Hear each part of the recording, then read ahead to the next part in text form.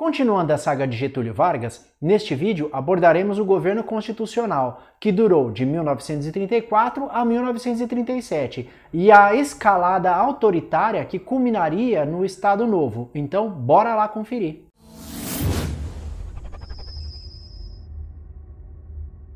Olá pessoal, Júlio aqui. Em 3 de maio de 33, foram realizadas eleições para uma nova Assembleia Constituinte, que lançaria as bases para uma nova Constituição Federal. Essa Constituição seria aprovada em 17 de julho de 1934, e com ela, de forma indireta, Getúlio Vargas seria, enfim, eleito presidente da República.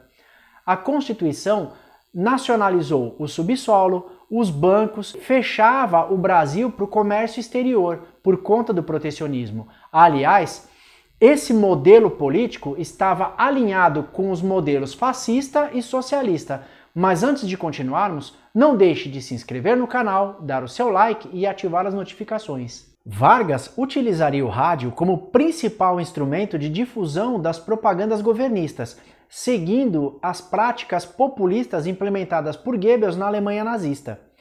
Com o nome original de Programa Nacional, o programa A Voz do Brasil foi criado em julho de 35, revolucionando a comunicação entre o governo e a população. Assim, a imagem do governo aproximava-se muito do povo. Esta estratégia centralizadora não era novidade.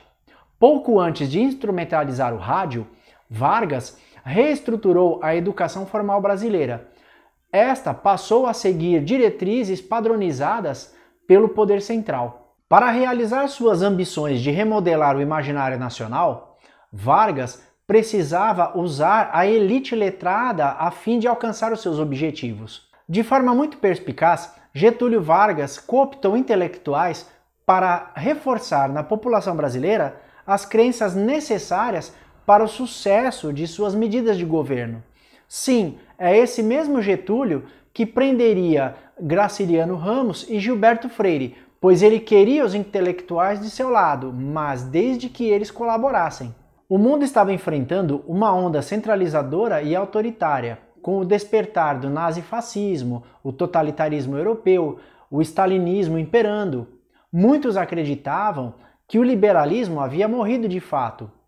As monarquias estavam enfraquecidas e os que tinham autoridade pelo sangue, por dinastias, que eram treinados desde o berço para viver para a nação e não para si, estavam sendo substituídos por governantes populistas. Com a sociedade de massa, destacaram-se os sindicalistas, os comunistas, os socialistas, os marxistas e os populistas.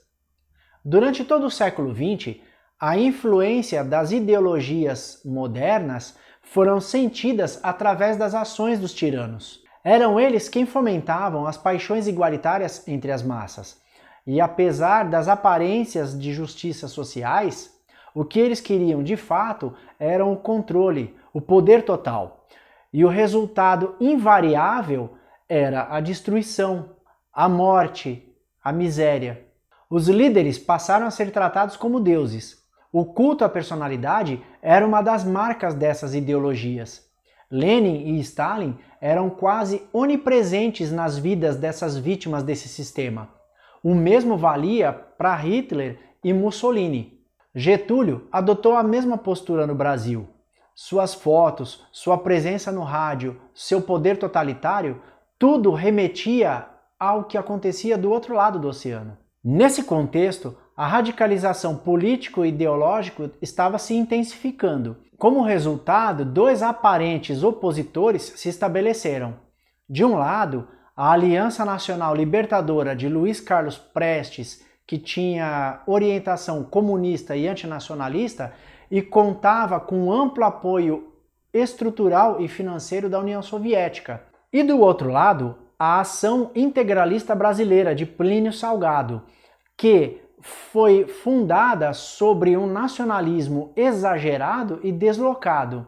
Utilizava-se de saudações e vestimentas inspiradas nos fascistas. A oposição era aparente, porque no fundo ambos queriam a mesma coisa, a concentração do poder de forma autoritária e governar de modo totalitário e arbitrário.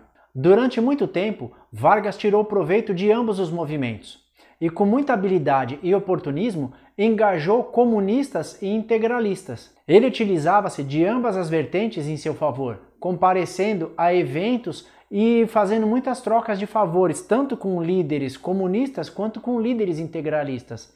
Mas, no fundo, ele simpatizava tanto com uns quanto com outros. As lideranças comunistas acusaram Vargas de estar caminhando para uma ditadura fascista e passaram a postular o poder para si mesmos, tornando-se inimigos do presidente. O primeiro grande ataque foi feito pelos comunistas e, em mais uma tentativa de golpe contra a República, o ex-capitão do Exército, agora convertido ao comunismo, Luiz Carlos Prestes, criou e liderou um levante que ficou conhecido como a Intentona Comunista.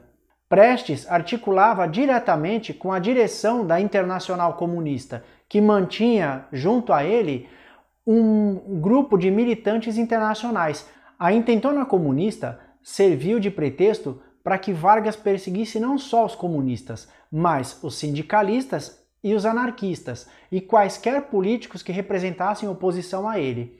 Ele criou leis que restringiam cada vez mais as liberdades individuais, e alegava que isso era para evitar a subversão. Com o fim da Intentona Comunista e a proximidade das eleições, Vargas percebeu que poderia perder o seu poder pelas vias democráticas.